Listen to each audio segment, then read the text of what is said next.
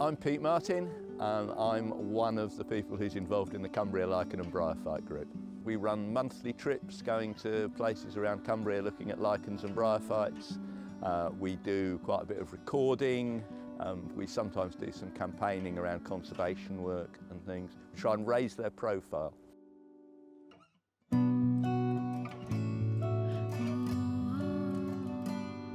I think what I like about lichens is that the moment you start looking at them, you are dealing with things that take you into different scales of time and space, and things that just operate in entirely different ways from human beings. And they have stories to tell, or stories that we can unpick by looking at them and trying to understand more about them.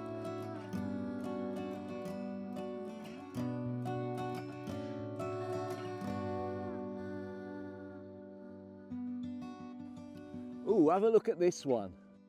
So these white splats are a lichen. It looks like as somebody's just come around and splashed some white paint. It's covered in a greenish sort of powder, which is one of the ways that lichen reproduce asexually. And it's quite common on more basic barked trees like this ash.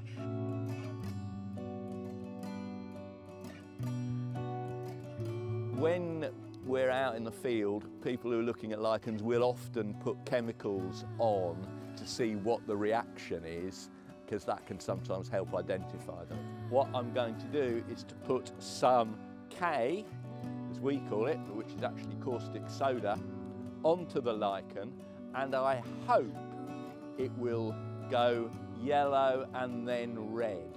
It's a thing called Flictis argana.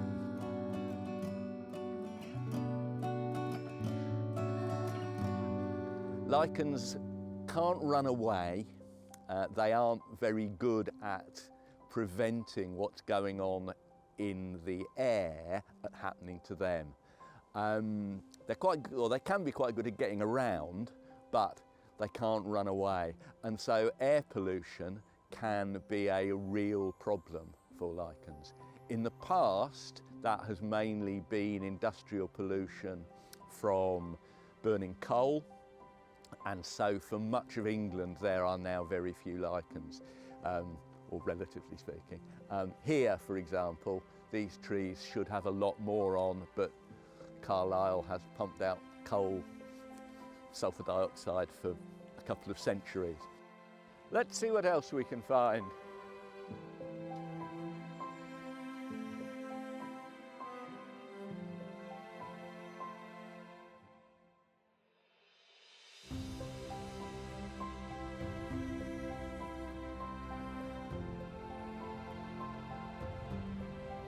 Ooh, I don't know what it is, but it's wow, woo.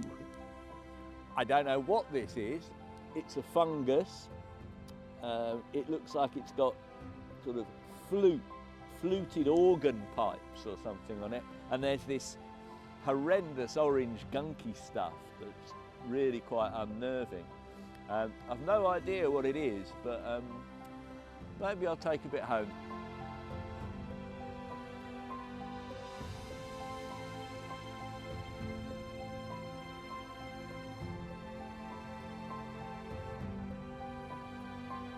There's a lot of different things that are small and grow on things, and the first thing you need to do is try and unpick whether something is algae or a moss or a fungus or a liverwort or a lichen.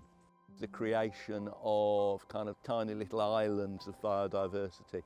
You know, all the general stuff that nature faces is exactly the same for lichens. If you've got a healthy environment, large, connected, good spaces, lichens will thrive.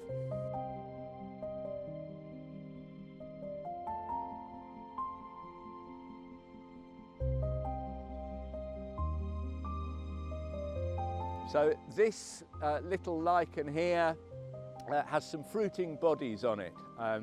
They look a bit like jam tarts. They're called apothecia, to give them their posh Sunday name.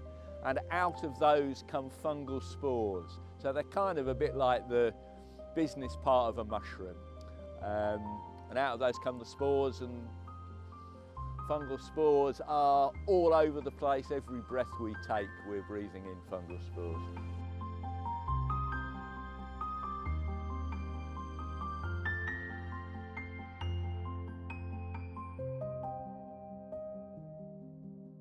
Lichens, I suppose, are one of those things that haven't had a lot of publicity, and I would say that we need to shout about lichens a lot more. There needs to be publicity sort of thrown about by the British Lichen Society. There's some, but it would be great if there was more.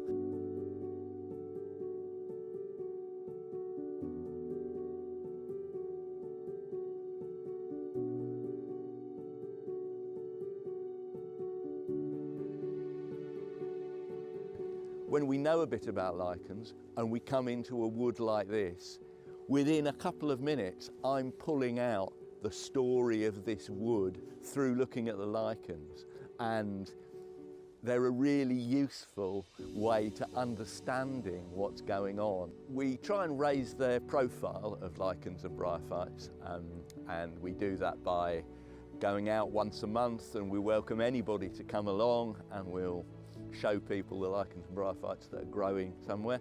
We do quite a lot of recording, so we go out and find what's where, and then that is information that can be used by conservation organisations and the like, and we can, using that information, we can highlight habitats or places which are at risk or which need protection. We're currently involved in the identification of the lichens and bryophytes that are going to be specifically mentioned in the county's local nature recovery strategy. So we're kind of around the fringes of the nature conservation world. We also have done and are doing and will do again some translocation. So where a tree, for example, comes down which contains some rare lichens, we may remove them from a fallen tree and go and put them on a nearby suitable tree, staple them to it or put some mesh over it or something like that, and hope that they take. Experience suggests that sometimes they do. They're almost everywhere. So they're on trees, they're on rocks, they're on stones, they're on soil, they're on litter bins, they're on buildings. Lichens cover something between 6 and 8% of the world's land surface.